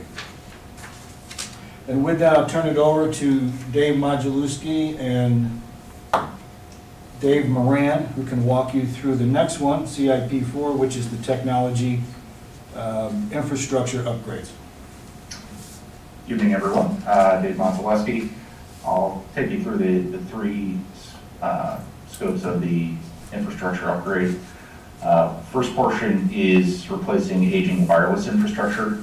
So that's mainly tied to a lot of wireless access points, a couple hundred throughout the district, being phased out primarily due to age. In addition, the controller device that control to manage these is also being upgraded to keep it current and supportable. Servers, again, this is mainly replacing aging servers for the remote access known as VDI system. Servers are reaching their end of life and will be 6 years old at the time of replacement. And it's also included in this topic is a server that does the backup of other systems and software within the district, again being replaced for the same reason. It's just starting to age out. And a small amount of money has been committed to improvements for keyboard, video, and mouse that just allows for faster and simpler management of the server infrastructure. And then network infrastructure in general is the last category. So it includes things, upgrades for the Vigilon camera system to keep it current and supportable, and getting all the network video recorders on the same version. Some replacement UPS battery backup devices to replace devices that are damaged or starting to age out over the course of the year. And then a fairly significant quantity of switching hardware and the various cables, connectors, power supplies to support said hardware.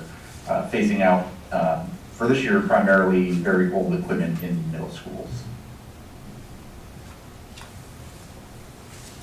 And I think that kind of wraps it up for our end, so I believe pass it back to Joe. Okay, thanks, Dave. The next one up, CIP 5A, is a compliancy continuity of operation project.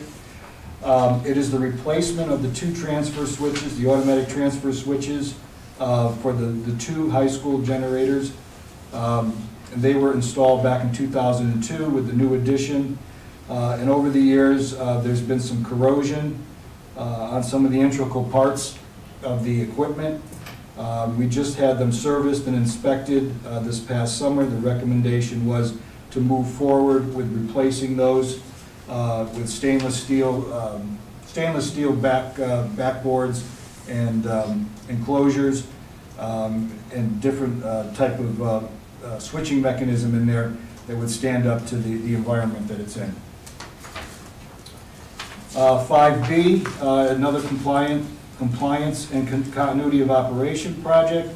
It is to bring East Ridge in line with its sister school, Scotts Ridge, by having some emergency power, a 500 kilowatt standby generator that would power the whole school.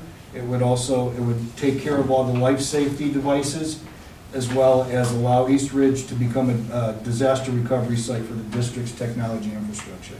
And that came in at an estimate from Cummins Diesel from turnkey $349,885. Number 6 is end-of-life equipment. I moved this one up from the out years based on the work, the inspection and some of the work that we had done over the summer on some of the aging kitchen equipment, primarily in the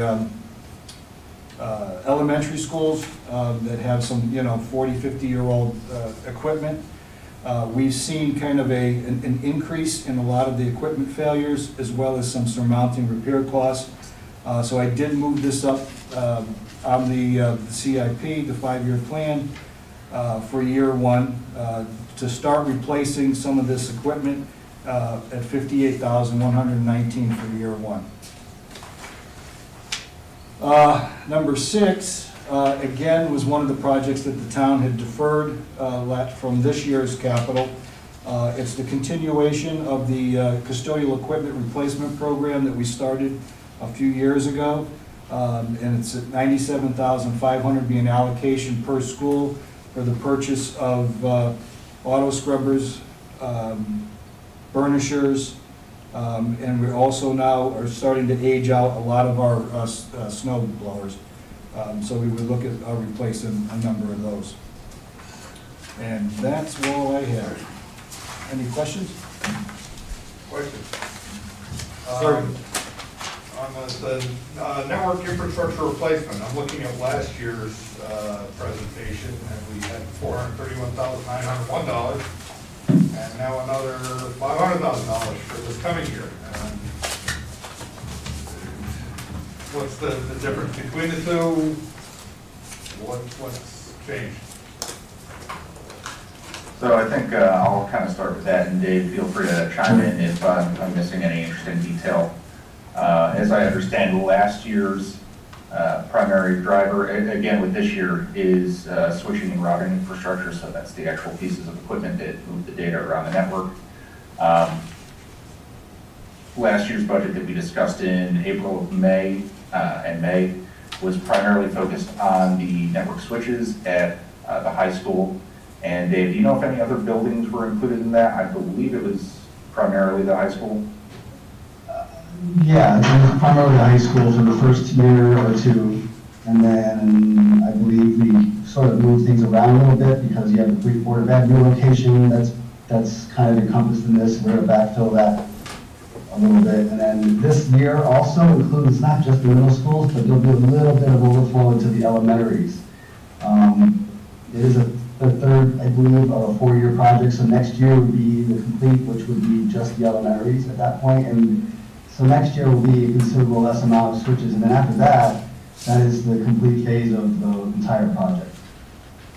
And then also, as I recall from the last year's plan too, one of the more significant line items was the replacement of a sand storage area network that had been aging out as well. And that's, we have the physical equipment, and that's due to be phased out. And there's nothing for the subsequent 4 years on network infrastructure upgrades, so we're done and done? Well, I suspect there will be something coming in the next year. So as Dave mentioned, the main thing left after this year as far as infrastructure upgrades is going to be switching for the elementary schools. There's still going to be most of the devices left in those buildings to replace. And then, you know, I would anticipate a smaller total sum. Absolutely. And then beyond that, you know, you kind of get back into having, you know, paid the piper your outstanding technology debts for old equipment, and now you get a few years where you don't have to really kind of circle back to all those switches, but you know, there's always something, whether it's switches or servers or firewalls, that type of thing. So there is always some amount of cost. It just happens these last few years have been pretty significant because there had been a lot of, I guess you could call it technology debt built up over the course of time, equipment that had been allowed to stay in place for too long, and then, you know, you just end up doing a large quantity of it in a very short span. Yeah, and like the switches we're replacing, the last time we purchased them for reference was in 2010. So, you know, you're not looking at replacing these switches in this chunk of money every couple of years. I mean, they do last a very long time. So we haven't thought that far ahead, but I don't anticipate asking for switches again for a while. Technology has been a large piece of this capital improvement plan over the past few years. Looking at this looks like the last piece.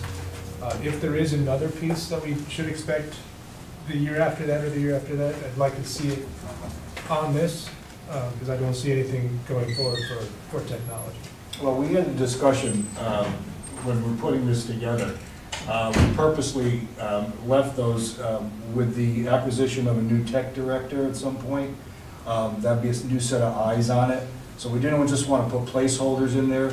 So we would want to see what their impression would be of the infrastructure, and then we would build the capital plan around that for next year. Mr. McAvoy? One other just quick question. I know it's a new E-rate cycle starting this year. I don't know what our percent reimbursement is. What does that look like? So I could comment a little bit on that. Actually, Dave and I, we just met with the E-rate consultant sometime last week. And apparently this starts a new cycle, whereas over the course of the total cycle or something like a little bit over, over 5 years, there's roughly $500,000 for reimbursement. A large portion of the switching expense from this year, so, you know, roughly $300,000 or so in the access point expenses on this year's capital budget. We have put out on the form 470, I believe it is, to solicit bids so that those will be eligible for reimbursement. And that's kind of in addition to the normal Category 1 service, recurring services for like connectivity, fiber optic service, internet service, that type of thing. So out of the 522, we'll get some portion of that then? Correct. Yes. Actually, I mean, if it all goes to plan, I mean, roughly half or so, maybe a little better than half. Yeah. Other questions? Joe, I was wondering, last year in early March, when the Board of Selectmen reduced some of the items from the capital, are those items in here now as part of this request? I think some things like bathrooms. Yes, Margaret, they are. They're, the way that the town had kind of chopped up the capital plan last year, they kind of lump summed everything, and we kind of had to pick and choose what we could do with the allocation of funds. And that impacted East Ridge's bathrooms, as well as Branchville and Farmingville and BP. So that's why we want to finish BP, get that off of the table, and then in the out year, you're going to be looking at Branchville and Farmingville in year 2, as well as East Ridge. All right, okay, so those were ones that we as a Board of Education had approved, but they got cut by the Board of Selectmen from that. Okay. Exactly, yep. Was there also something about sound and projectors for $145,000? Why do I have that in my notes from last year? That's carried in year 2 Okay. Of the East Ridge auditorium improvements. That's contained in the 191,538. Okay, thank you. Yep.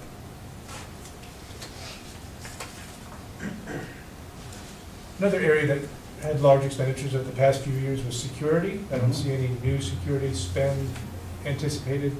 No, and that again falls into what I said about the COVID over the summer. We still have a lot of those projects from this year's capital that need to get done.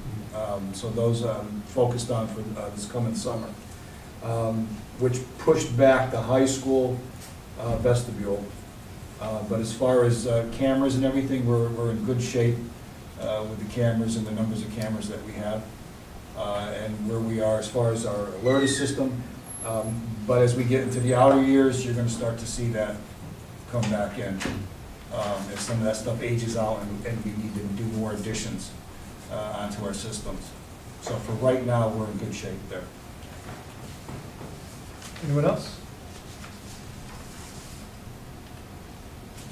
Thank you. Thank you. Thanks, guys. Welcome, thank you. Thank you. Next up is second read of policy 4118.22, Personnel Code of Ethics. Do I have a motion? I move that the Board of Education approve policy 4118.22/4218.22, Code of Ethics and Professional Responsibility for Personnel. This we discussed our first read November 9th. Any further comments on this as amended?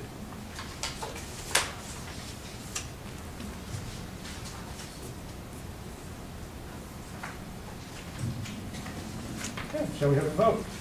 All those in favor of approving policy 4118.22/4218.22, please raise your hands. And we're unanimous. Thank you. Financial report, your turn. Before you tonight is the year-to-date through October 31st financials. We have expended or obligated $92,232,543 of our $99.9 million appropriation. That's about 92% of our appropriation. All of the accounts so far, all of our categories will be within budget. We're expecting them to be within budget. There are 2 areas that I'd like to bring to your attention that may go over budget. One of them is energy on the second page. We've locked in our electricity through June 2021 with a budget rate of 0.0733 kilowatts per hour. What we didn't anticipate when we initiated our budget was two things. One was the delivery rate, of which has increased tremendously with the rate hikes that the energy company has put in.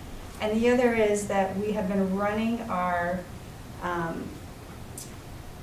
air systems, air handling systems 24/7 in order to maintain good airflow and keep our schools safe, which is something that we didn't anticipate, which is definitely increasing our energy that wasn't thought of at the time that we had created our budget. So we are currently anticipating that we will be over budget in electricity, but we'll watch that as we go along. The other area is obviously COVID-19 with the unbudgeted expenses that we have before you tonight.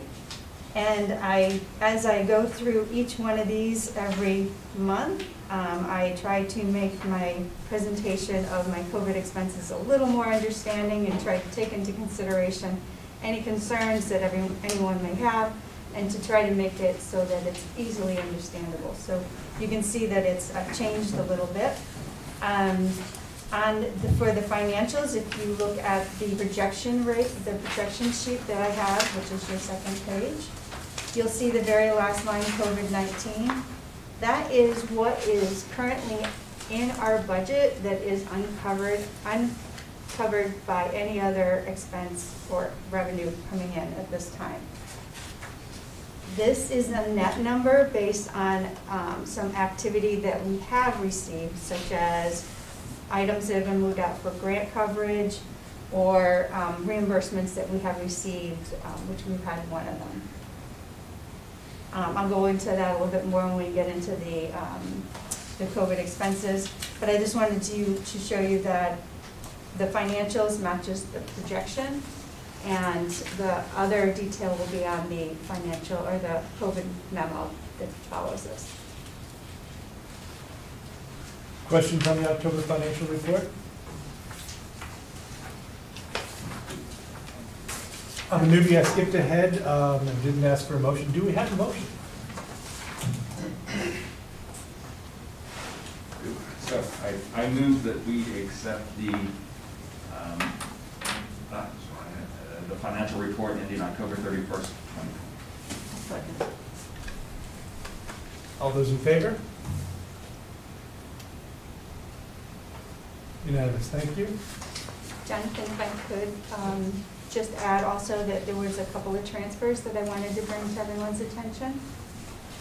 Yes, is that a separate? It's a separate sheet in there. But not a separate at motion? the back. I believe it could be all in one motion, the financials and the transfers, or you could just do a motion for the transfers as well. Separate motion for the transfers. Okay. I have three before you that have come through. One of them that I'd like to bring to your attention is the hardware lease. Originally, during the budget process, this was a budget item where we would normally lease out for 3 years a large sum of equipment that we would purchase, and the amount was $189,888.95 that we would have paid this year to cover the first year's lease.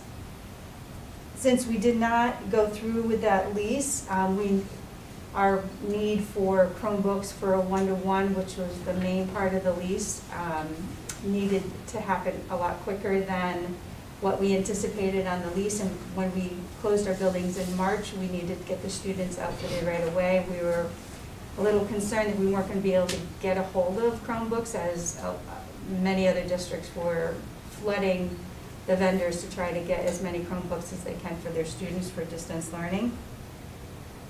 And in doing that, I'm bringing before you a request to transfer the hardware lease payment that would have been for this year to cover the COVID Chromebook purchases within the unbudgeted Chromebook technology area. The second transfer is a little bit in facilities. There's $4,000 on equipment custodians, and they're looking to transfer the $4,000 to repairs needed to equipment repair custodian for equipment that was not used during the spring 2020. The last transfer, it was at the high school. This was the music department. Since they won't be traveling, they're looking to transfer $1,400 out of transportation music and into instructional material music.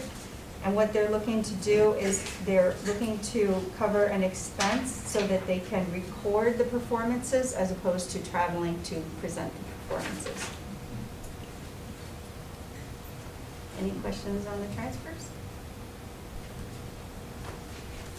Just a comment and observation. I was involved in the concert last Thursday and Friday where they did this recording, and it is amazing. Great. And the hardware lease money that's going over to pay for the purchases, will that be moved to the COVID expenses, or is that just a wash? If it's approved tonight, then it'll be moved against the line that I had just spoken about that's in the ledger, and Okay. it'll reduce that down. Thank you. Sure. Do I have a motion? Yeah, I move that the Board of Education approve the transfers. Second.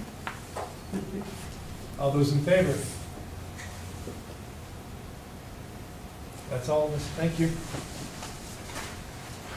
Now, tell us about the COVID expenses. Okay, we are currently looking at COVID expenses of $1,076,278. Most of that is technology equipment.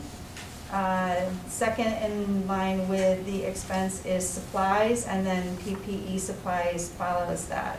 The rest is somewhat small, with curriculum being a little bit higher than most of the other smaller areas that we needed to purchase items. At the bottom of the page, there are two areas that I wanted to bring to your attention, that these are monies that will cover some COVID expenses. So we received a grant. That's the ESSER grant. On the second page, you'll see that the ESSER grant in the amount of $94,454 has been applied for, and we have received the money. And the two areas that we are applying against the grant money against the expenses was in distance learning platform or Schoology, and also to cover a little bit of technology, which is under PO 211081, which is only $37,618, so only covers a small portion of that. So in grant expenses, we have $88,093 that are covering some of our COVID expenses. The other areas is monies that we received from a refund through our insurance carrier, Anthem, and that's $125,640 that we received and that we must apply, or that's being required that we apply against COVID expenses.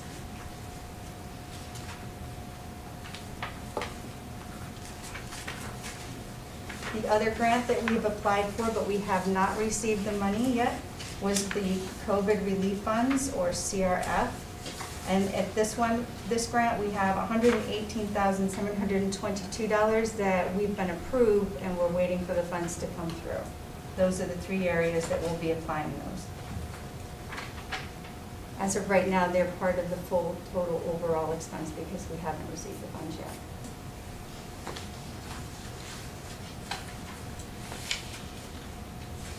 Questions on the spend to date? Bring us through the anticipated. Anticipated at this time, we have we have three salary areas that we are watching. We have two that we have hired for. Whether or not the full amount of the expense will come to fruition, but it'll happen periodically throughout the year as the payroll is processed. Health office paraeducators, we have $275,000. Building substitutes, we have $574,200. Custodial overtime at a high estimate of $690,000. Then we have COVID-19 liaison expense, a stipend for $20,000, a possible additional PPE of $30,000, protective supplies, which is the polycarbonate shields and equipment for desks and office areas. Training material of $15,000 and possibly another $30,000 or so in technology for $1,684,200 of additional COVID expenses that are in the number on the front of the page. At the tri-board last week, there was a question about whether some of these additional expenses have already been spent, mainly the payroll.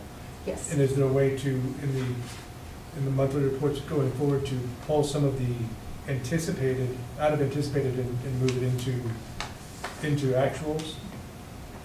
Yes, there is a way to do that. For the report that I had produced and then presented to the Budget and Finance Committee, I had not done that, so Right. I did not pull that up for this. No. That was just brought up at the tri-board last week. I thought going forward, we could see the additional expectation going down as we make the expenditures. Questions on additional expense? Comments? Okay. Thank you very much. You're welcome.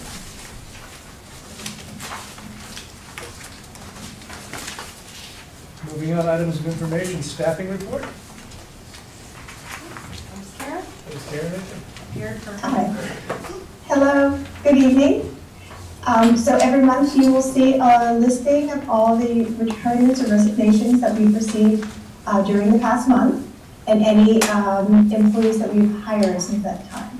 So I'm here to answer any questions if anybody has any on the information you have.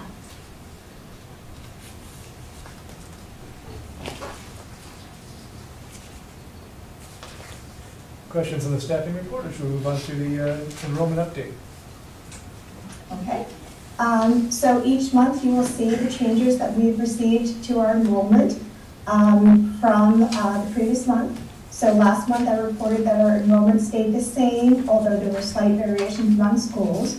You'll see that this month our enrollment has ticked up slightly, about approximately 15 students, and you'll see that the primary driver of that was at the elementary level. If there's any questions, I'd be happy to answer those as well. Can I ask, is that new students, or is that students that have come back from being homeschooled or being remote? Like, what, is there anything other than that being new students moving into the district? primarily new students. I think there was possibly one homeschool student transitioning back. For the home sales. So this could be the home sales that we keep hearing about, right? Potentially.